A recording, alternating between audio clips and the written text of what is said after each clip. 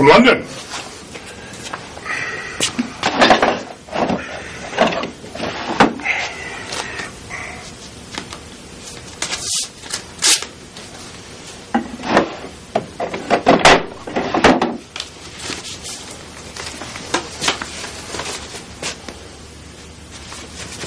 A new review in the English press.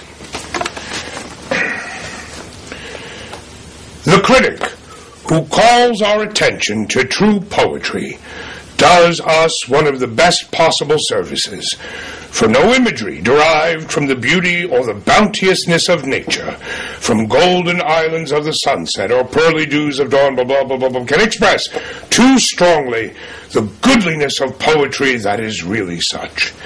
But in proportion to the gracious beneficence of this service is the malfeasance of critics who by their wit or their authority beguile us into reading atrociously bad verse.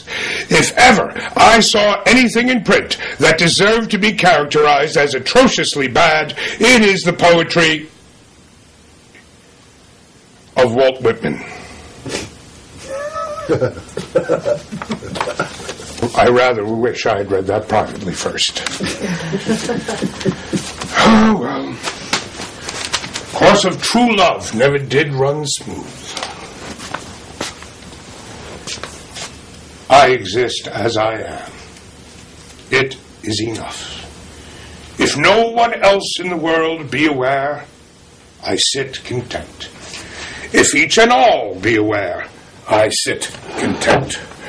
One world is aware, and that by the far the largest to me, and that is myself. Whether I come into my own today, or in 10,000 years, or in 10 million years, I can cheerfully take it now, or with equal cheerfulness, I can wait.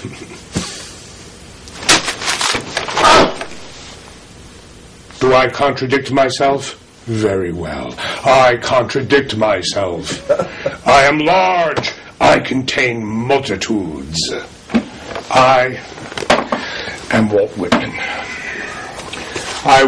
My father was Walter before me, and even though I fast outgrew him, I remained, to the family and the world, Walt. My brothers were named George Washington Whitman and Thomas Jefferson Whitman. Oh, we were a very patriotic family. My forebears settled in what is known as Long Island, for it is both an island, and indeed, it is long. Thus, literalism was bred into me along with patriotism.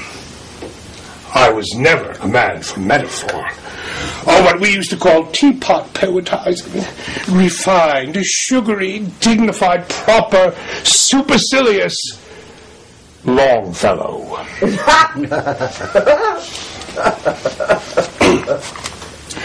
By the shores of Gitche Gumee, by the shining Big Sea water, stood the wigwam of Nokomis, daughter of the moon Nokomis. Stalk behind her. Oh, please. The Song of Hiawatha.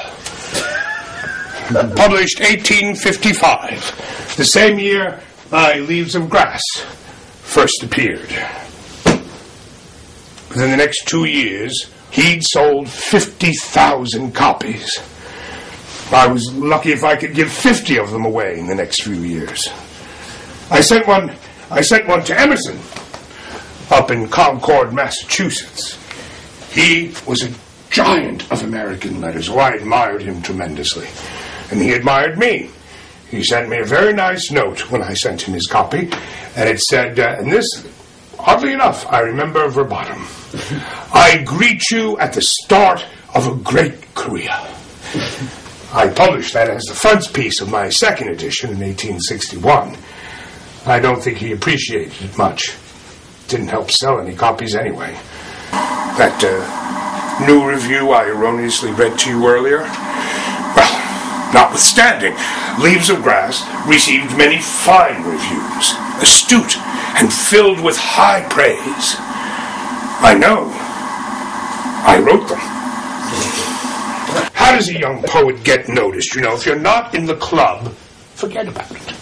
It's all about breeding and refinement. Mr. Longfellow, he was the perfect Harvard man. Of course, he was successful enough he could retire from teaching early and lead a princely life. Roughs like me weren't supposed to write poetry. It was above our station. When I was 3, we Whitmans moved west, all the way to Brooklyn,